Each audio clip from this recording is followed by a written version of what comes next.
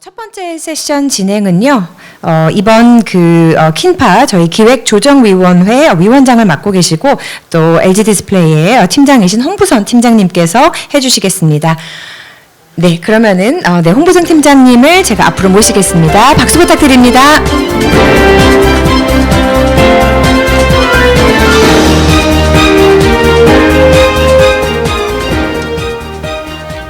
예, 안녕하십니까.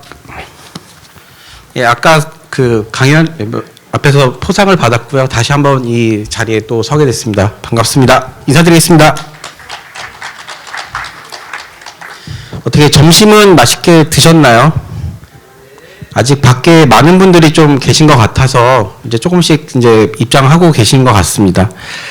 그 오후 섹션을 이제 시작을 할 건데요. 사실 이 오후 섹션의 대주제가 저희가 지금 직면하는 상황에 딱 맞는 주제인 것 같습니다. 그래서 이번 섹션에는 그 포스트 코로나 19 시대의 IP 전략을 대주제로 3개의 주제 과제를 발표할 예정에 있습니다. 첫 번째 강연으로 LG 에너지 솔루션의 이한선 상무님께서 그 미래 산업의 기업 IP 전략이라는 주제로 발표를 하실 예정이 있고요. 이어서 그 네서스데이식스의 한수영 수석 컨설턴님께서 특허를 유엔 지속 가능한 목표에 연결하다라는 주제로 발표를 하실 계획입니다. 마지막으로 휴롬의 그 이진수 부부장님께서 주요 국가의 IP 소송 전략이라는 주제로 발표해 주실 계획입니다. 저희가 1시간 반 정도 섹션 1을 진행을 할 예정이 있고요. 끝나고 밖에 저희 후원사들이 많은 이벤트를 준비했으니까 1시간 반 바짝 저희 강의 한번 들어보시고요.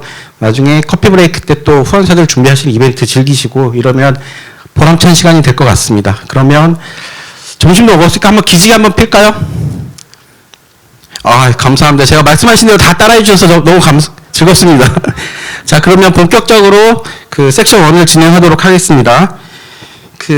먼저 LG 에너지 솔루션의 이한선 상무님께서 미래 산업의 기업 IP 전략을 발표해 주시겠습니다. 큰 박수로 맞이해 주시길 바라겠습니다.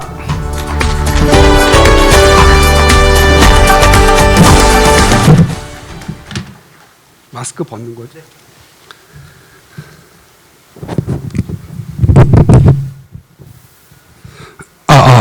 여러분 반갑습니다. LG 에너지 솔루션의 이한선 상무입니다. 이렇게 큰 컨퍼런스에서 발표를 하게 될 줄은 정말 몰랐고요. 우리 이렇게 많은 코로나 와중에도 킨파의 분들이 이렇게 온 걸 보니까 이게 정말 IP 전사들의 저력이다라는 생각이 들고 그동안 못 만났던 그리운 얼굴들 많이 만나서 좋고 또 우리 민경화 전문인과 LG 화학 친구들도 만나고 우리 또 에너지 솔루션에도 많이 지금 저를 응원한다고 지금 와주셨습니다. 감사하고요. 킨파 너무 감사드립니다. 우리 민경현 회장님 감사드리고요. 제가 오늘 첫 테이프를 끊는 건데 킨파에서 주신 강의 제목 그대로 제가 받아들이고 지난 한 2주 동안 열심히 한번 공부를 해보고 짧고 굵게 시사점 위주로 진행하도록 하겠습니다.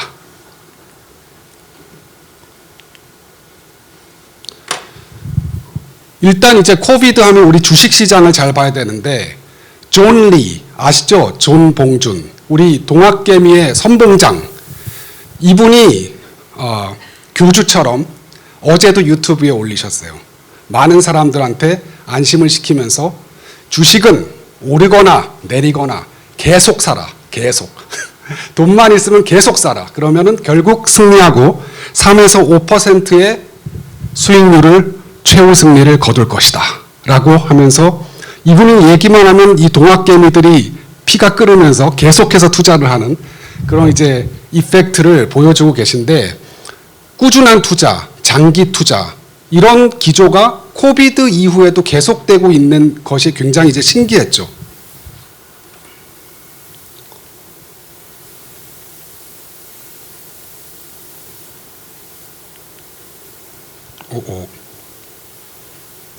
네, 근데 이제 한편으로 서학개미의 길잡이, 돈나무 누나, 돈나무 언니, 캐시 우드. 이분이 이제 우리 또 서학개미들의 굉장한 우상처럼 되신 분인데 지금 미국 주식으로 은퇴하기에 미주인 사이트에서 캡처한 사진입니다. 이번 바이러스의 위기는 이러한 혁신의 플랫폼들에게 날개를 달아줬습니다. 이분이 얘기한 것이 기존 세계 질서를 파괴하고 있다. 플랫폼의 날개, 그리고 저희가 지식재산을 하는 사람들로서 가장 주목해야 될 부분은 무형자산의 규모가 혁신의 지표가 되고 있다. 모든 투자의 지표에 이 무형자산을 잘 읽고 그것의 가치를 평가하는 것이 가장 중요하다라는 이야기를 하고 있고, 특히 고정자산이 좌초되어 가고 있다. 이렇게 얘기하면서 가치 투자는 이미 촌스러운 것으로 치부되기 시작했다. 즉 아까 존 리는 가치 투자를 해야 한다고 했는데, 가치 투자를 하는 그 기조에는 변함이 없지만 이 돈나무 이분이 얘기하는 것은 가치 투자를 하다가 고정자산에 매몰돼서 완전히 망해버리는 기업이 있고 투자 실패할 가능성이 굉장히 크기 때문에 무형자산을 보고 투자를 해야 된다는 것이 이분의 이제 주장이 되겠습니다.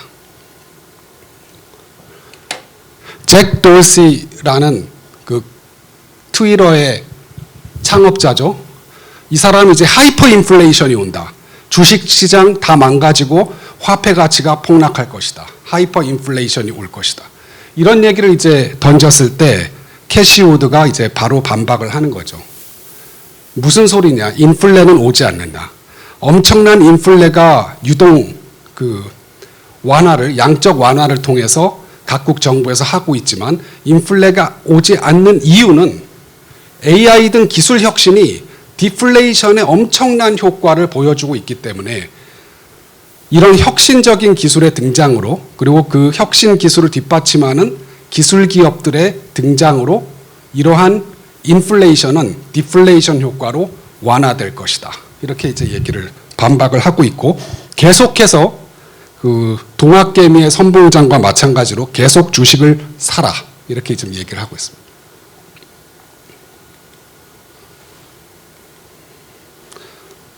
모든 투자는 투자자들께서 책임을 지셔야 됩니다. 저는 지금 투자하라고 권유드리는 건 아니고요. 자, 그 다음에 또 한 가지 지표는 ESG가 있겠죠. 그래서 투명성을 요구. 뭐 아크 인베스트 같은 경우에는 이미 ESG를 넘어서 투명성을 요구하는 그런 펀드를 출시를 했습니다. 술, 은행, 도박, 석유, 가스가 포함된 산업을 배제하고 유해하지 않은 상품을 파는 친환경 기업에 투자한다. 이런 펀드까지 이제 등장을 하고 있고, 굉장히 ESG도 저희의 IP와 함께 같이 중요한 요소로 갖고 있습니다. 나이키 같은 경우도 그 어린 그 소녀들, 소년들이 나이키 신발을 착취를 당하는 그런 일 때문에 굉장히 회사가 휘청거릴 정도로 흔들렸다가 이제 다시 친환경 기업으로 지금 다시 등장을 했습니다.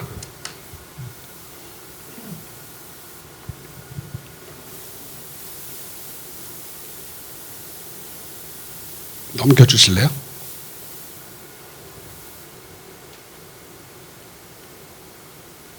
넘겨주지 않네.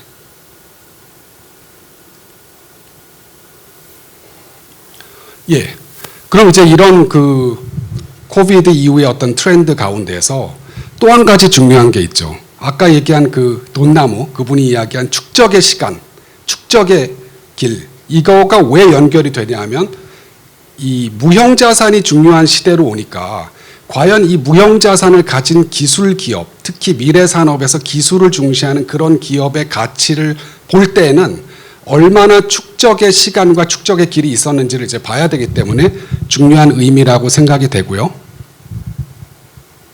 안 넘어가나요?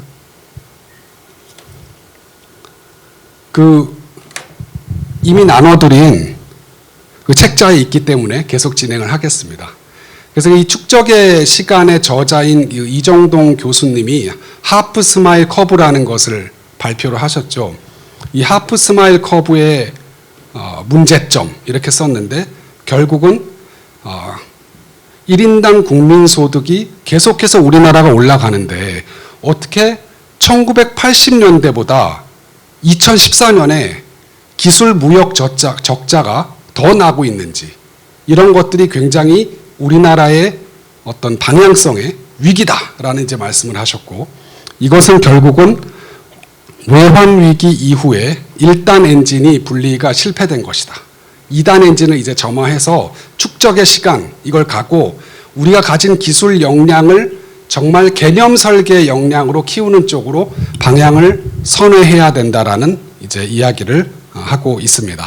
그래서 이런 어떤 코비드에 관련된 여러 가지 그 동향이 있는데 그 동향과 함께 그 중에서 엑기스는 무형자산의 중요성이 엄청나게 커가고 있고 그 무형자산을 가진 테크 기업들의 약진 그리고 가치의 폭등 그리고 그것과 함께 이야기되는 어떤 기술 축적, 기술 역량 이런 것들이 이제 주요한 키워드로 이야기가 되고 있습니다.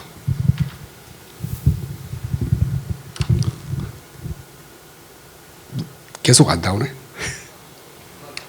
예.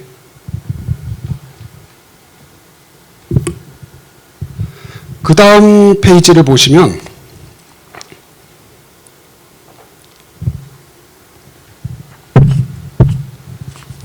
지식재산권 전략으로서의 시사점을 제가 중간에 정리를 해놨는데 우선 그 코비드 이후의 시대에 대한 그 IP의 시사점 결국은 무형자산 가치가 큰 혁신기업이 성장을 주도할 것이고 그 어느 때도 보다도 죄송합니다. 제가 한 장을 빼먹었네요.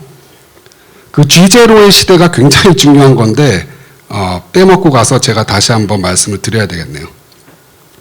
코비드 이후에 미국과 중국의 이제 대립이 일어나고 있는데 이 미국과 중국이 결국은 G0의 시대로 가고 있다라고들 이제 많이 하잖아요. 그래서 그 내면에는 무엇이 있느냐?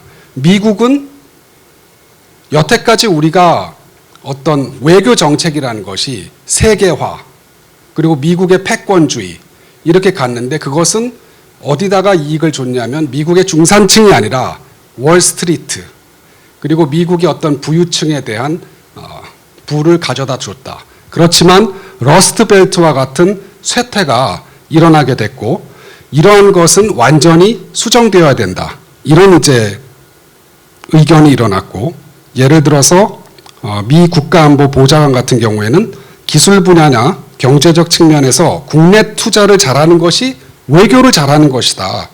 이렇게 이제 이야기가 됐죠. 그리고 중국은 내수 진작을 잘하는 것이 이게 경제의 체질을 개선하는 것이다. 이렇게 이제 나서기 시작했습니다.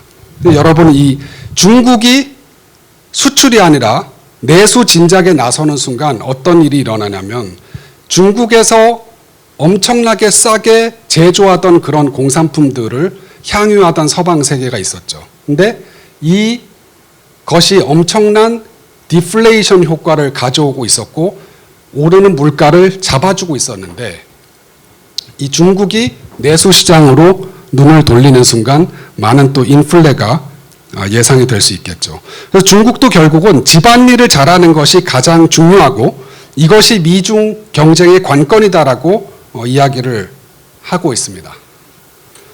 그 와중에 미국의 이제 제가 장표에는 그 FBI 디렉터가 나와서 국장님이 발표하신 내용을 실어놨었는데 그 내용은 결국은 기술 안보가 국가 안보의 시대다. 중국 기업들이 미국의 과학기술을 탈취해서 그걸로 다시 특허를 써가지고 다시 미국 기업하고 협상을 벌여서 크로스 라이센스를 하는 등 그런 전략을 쓰고 있다. 그래서 우리가 이것을 막아야 된다.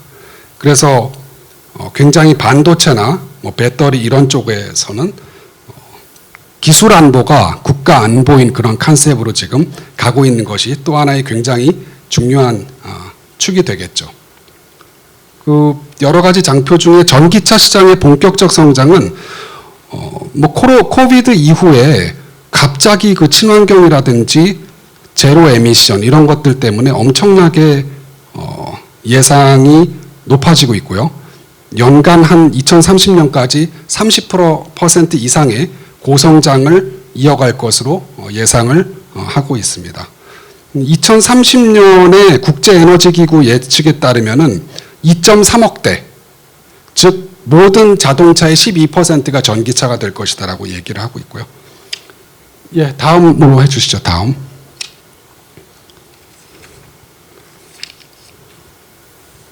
네, 그래서 여태까지 살펴본 내용의 종합적인 말씀을 드리면은 무형자산 가치가 큰 혁신 기업이 성장을 주도하게 되고 그 어느 때다 보다도 지정학적, 정치적 불안전성이 증가한다. 그리고 기술 역량을 확보하고 보호하는 것이 국가안보라는 접근, 그리고 ESG, 그린 뉴딜, 자율주행, 그리고 거기에 따라서 전기차와 2차 전지 시장의 급속한 성장이 예상된다.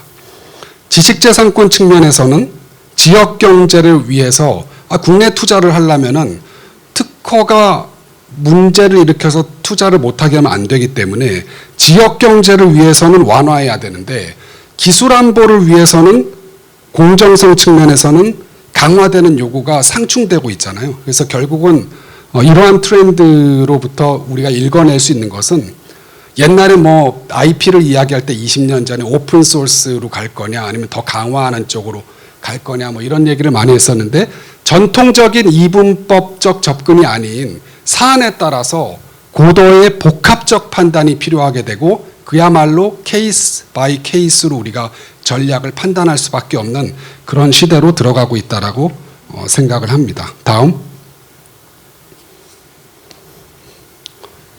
네, 이제는 LG 에너지 솔루션이 이제 걸어온 길을 말씀드리면서 LG 에너지 솔루션은 작년 12월 1일에 분사를 했기 때문에 LG 화학이죠. LG 화학에서 일어났던 일들을 이 기술 축적과 함께 한번 살펴보고자 합니다. 무형자산과 함께. 20여 년 전으로 돌아가서 90년대 후반에 LG 당시 화학에서 어떤 일이 있었냐면은 엄청난 과감한 R&D 투자를 해야 되겠다는 선각자들이 이제 나왔고 그 다음에 탑 매니지먼트에 강력한 의지가 있었고 그러다 보니까 이 포트폴리오가 굉장히 중요하게 이제 이야기가 됐습니다. 여기 점이 뭐냐면은 과제입니다. 과제. R&D 프로젝트. R&D 프로젝트가 우리도 하이 리턴, 높은 위험과 높은 수익을 동시에 투자하는 그런 연구개발 투자를 해야 된다라는 여러 가지 이제 전략적인 기술 전략적인 접근이 있었고 그래서 저 바깥 분면에 있는 것들 영역에 있는 것들이 굉장히 이제 막대한 투자가 되기 시작했어요. 과거에는 저희가 이제 로우 리스크 로우 리턴으로 갔고 그것들이 이제 중간적인 플랫폼 기술들로 발전을 했고 그리고 더욱더 과감한 매우 높은 리스크의 그런 과제들이 론치가 되기 시작했습니다. 다음. 뭐 오늘 기술 전략을 이야기하는 것이 아니기 때문에 그것을 단면적으로 보여주는 장면을 하나 이제 보여드리려고 하고요. 이것이 이제 2002년, 2003년도에 LG 화학의 배터리를 탑재한 전기 자동차가 파이크스 피크 랠리라는 그 콜로라도 스프링스에 있는 산이에요. 해발 한 4,500 그 정도 되는 이제 산인데 거기 중턱을 올라가는 레이스가 있었는데 우리가 한번 그 세계 최초로 리튬이온 전지가 전기 자동차에 탑재돼서 가는 걸 한번 보여주자라는 이제 연구자들이 중심이 돼서 이런 걸 한번 경주에 참가했는데 세계 신기록으로 2년 연속 1등을 했죠. 출전은 단독 출전이었습니다. 전기 자동차 부문 단독 출전. 예. 아까 그 준비한 동영상 한번 들어주시겠어요? 여기가 이제 그 콜로라도 스프링스에 있는 파이크스 피크라는 이제 곳이고요. 여기서 이제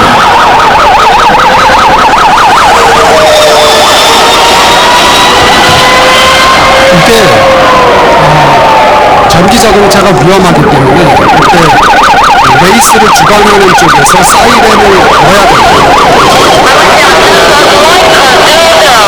우리 미국에 있는 그 연구소를 저희가 2000년대 초반에 설립을 했고 거기서 이제 자동차는 외주를 주고 우리 LG화학 대전에 있는 기술연구원에서 만드는 그 2차 전지, 리튬이온 2차 전지를 탑재를 해서 세계 최초로 리튬이온 2차 전지가 탑재된 전기 자동차의 가능성이 있다는 걸 이제 보여주는 그런 장면입니다. 좀 더 넘겨주시겠어요?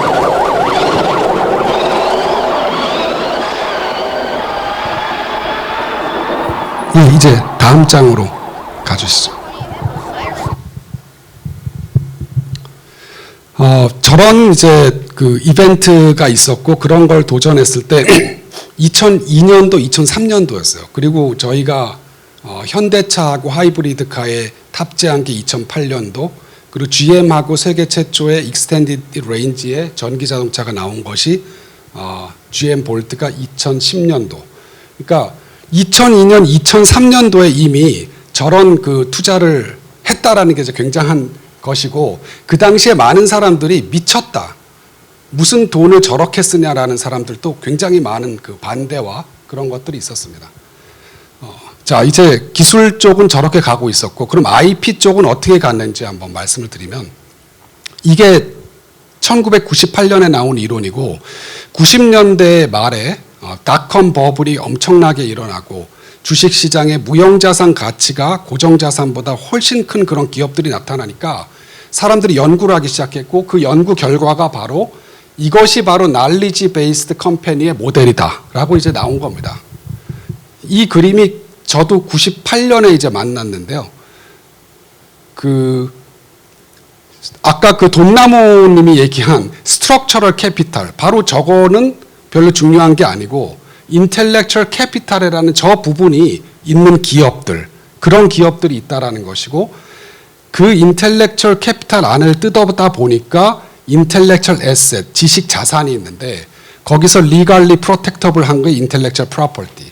근데 거기서 끝이 아니라 그런 밸류를 크리에이션을 했으면 밸류 익스트랙션을 해야 되는데 저 짝대기 두 개를 거쳐서 돈으로 수익화하는 것이 이제 가장 중요한 것이죠.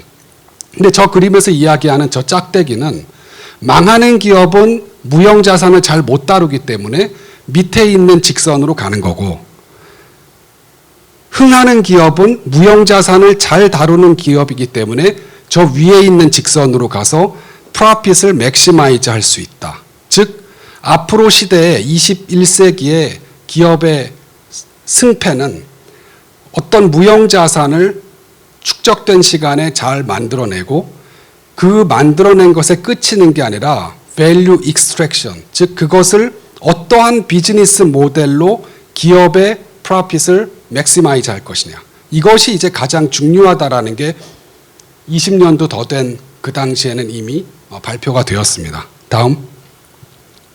그래서 저희도 제가 저거를 1998년에 미국 그 마이애미에서 열린 LES에 가서 배워온 다음에 그 당시에 풍미하던 이분들한테 컨설팅 좀 해주세요 해가지고 99년에 컨설팅을 좀 받았었죠. 그때 이 사람들도 한 얘기가 이겁니다.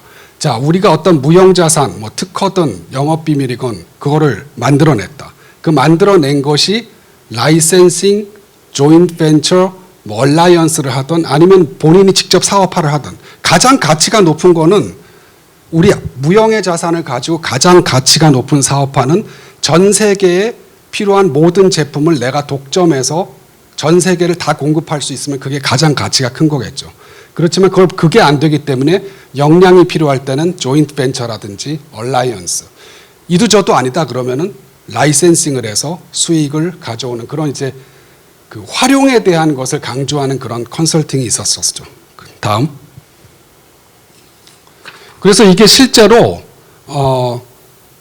LG화학기술연구원의 연구개발 전략회의 1999년에 돌아가신 성재갑 부회장님한테 보고된 장표 그대로 제가 실어놨습니다. 기술평가에 대한 안목이 부족하고 자산가치 극대화의 노력이 부재하다. 단발적인 특허 분석 및 사업화 지원.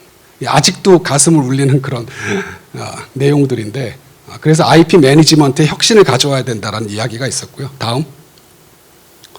그리고 2005년 정도 돼서 연구개발이나 기술개발 쪽하고만이라도 인테그레이션이 있어야 된다. 그래서 날리지 매니지먼트와 연구개발 관리 시스템 그리고 IP 매니지먼트 이것들이 통합적인 어떤 시스템으로서 인식이 되고 개발이 되던 그런 시절이 있었고요. 다음 2008년 정도에 가면 어떤 고민을 하냐면 어떻게든 이것을 우리가 가져놓은 그 만들어낸 특허를 어떻게 활용할 것인가를 생각하려면은 결국은 사업하고 같이 생각을 해야 되니까 그 특허하는 사람의 모든 그 성과 KPI를 다 사업으로 설명해라. 즉 사업에 필요한 특허가 있었는데 내가 사왔다. 사업에 장애가 되는 특허가 있었는데 내가 무효를 시켰다. 든지 뭐든지 사업하고 연관돼서 같이 돌아가는 그런 그 사업 경쟁력을 위한 그런 성과 지향적인 특허 경영을 펼쳤던 시절이 있고요. 그걸 넘어서 이제는 전략적 특허 경영, 지식자산 경영으로 이제 가고 있는 것 같습니다. 다음 2014년경에는 저희가 이제 쌓여있는 그 2차 전지 분야의 특허도 많이 있고 그리고 우수한 것도 많이 있었습니다. 그 상태에서 저희가 이제 연구를 했었는데 그 어빈 파텔이나 폴 저머라드 이런 분이 이제 쓰신 글을 가지고 저희의 위치를 플롯을 해보니까 2차 전지도 이제 태동 단계에서 K즘을 넘어서 이제 드디어 성장 산업으로 가고 있구나라는 이제 2014년에 그림을 한번 부려놨었고 실제로 2014년에 저 그림 이후에 한 지금까지 한 7년여를 계속해서 소송이 대형 소송들이 벌어졌죠.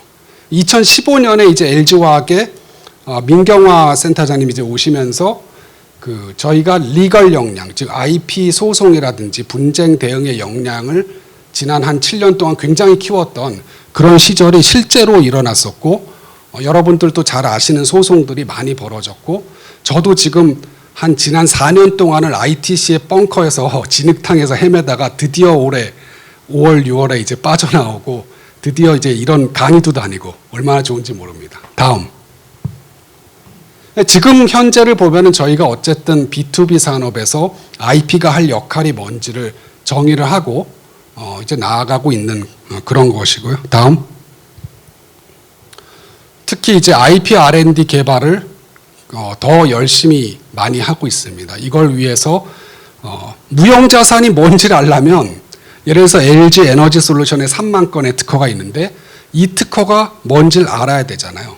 그래서 저희가 수천 개의 우리 핵심 기술 분류를 만들고 그 분류에 따라서 우리의 내부의 특허를 분류를 하고 우리 특허가 사업에 어떻게 쓰일 수 있는 것들이 있는가 마이닝 활동을 하면서 그러한 분류를 통해서 경쟁사 외부에 있는 특허들을 AI로 분류를 같이 해주고 그것으로부터 분석을 해서 IP R&D를 추진하는 그런 일들을 지금 하고 있고 또 가장 중요한 거 아까 말씀드린 이것들을 이렇게 만들어낸 것들을 어떠한 수익화 모델, 어떠한 사업의 가치로 발현할 것이냐 이런 것들을 많이 생각을 하고 있습니다. 다음. 영업비밀, 기술의 흐름 이런 것들이 이제 굉장히 중요해지는 저희의 지금 상황이고요. 특히 글로벌 IP 플랫폼, 나만의 기술 자산을 어떻게 지켜내면서 고객들하고 협력을 할지, 또 제품 개발을 고객하고 할지, 그리고 오픈 이노베이션, 수많은 그 개방형 혁신, 즉 이 기술 소스가 다변화되고 있는 지금 세상에서는 결국 오픈 이노베이션 할 수밖에 없고 지금 뭐 2차 전지, 전고체 전지를 한다라고 하는 간판만 내걸어도 미국에서 엄청난 지금 벤처의 가치가 올라가고 있는 그런 상황인데 그런 벤처들하고 대학들하고 어떻게 기술 교류를 하면서 영업 비밀의 흐름을 어떻게 제어할 것이냐. 그러려면은 먼저 어떤 영업 비밀이 있고 그것들이 어떤 흐름으로 나가고 또 들어오는지를 알아야지 우리가 잘 관리가 되겠죠. 그래서 지금의 어떤 하나의 핵심 과제 중에 하나는 그런 영업 비밀을 어떻게 매니지할 수 있느냐라는 것이 되겠습니다. 다음. 그래서 결국은 지금 그 상대하고 어떤 그 기술 자산을 놓고 협상을 하고 어떻게 협력을 할 것인가를 설계하는 게 이 폴 저머라드가 얘기하기를 가장 높은 단계 직전 저 오픈 이노베이션을 위한 특허 기술을 분석하고 계약을 설계하고 협상하는 단계라고 해요. 이제 그거는 이제 전통적인 특허 업무의 중요성과는 다르게 고도성은 엄청나게 높은 그런 영역이 돼서 굉장히 고도한 경험을 가진 사람들이 할 수 있는 그런 영역이 되겠죠.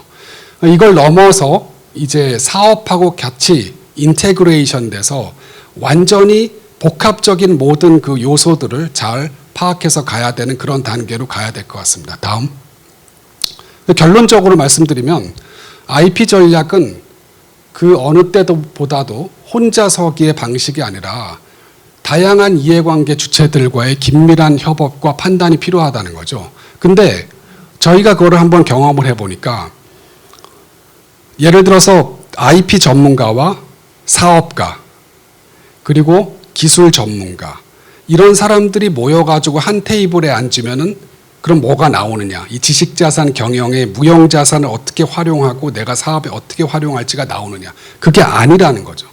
그것은 IP를 하는 사람도 사업과 기술을 알고 사업을 하는 사람도 기술과 사업을 알고 기술을 하는 사람도 사업과 IP를 알아야 된다라는 걸 저희가 경험적으로 많이 느껴왔고요. 그리고 저희 IP를 하는 전문가들도 이런 복잡성을 해결할 수 있는 그런 다양한 경험과 그리고 경험을 통한 역량 구축 이런 것들에 굉장히 주안점을 두고 지금 가고 있습니다. IP 전략은 특히 그렇기 때문에 전체적인 혁신 시스템이나 의사결정의 중심으로 반드시 자리를 잡아야 되고 결국은 축적된 기술 역량과 무형자산을 어떻게 창출하고 지켜내는가가 기업의 사활 아닙니까? 모든 탑 매니지먼트가 지금 계속 IP 얘기만 저희도 지금 하고 있는데 동시에 무형자산으로부터 어떻게 가치 창출을 극대화할 것인가 그리고 어떻게 사람들이 좀 더 복잡한 이런 문제들을 잘 풀어내고 거기에 대응을 할 수 있는 역량을 갖춘 사람들로 성장할 수 있을지 이런 것들이 이제 저희의 IP 전략에서 생각해야 되는 중요한 방향성인 것 같습니다. 저한테 주어진 시간이 30분이기 때문에 여기서 마치도록 하겠습니다. 감사합니다.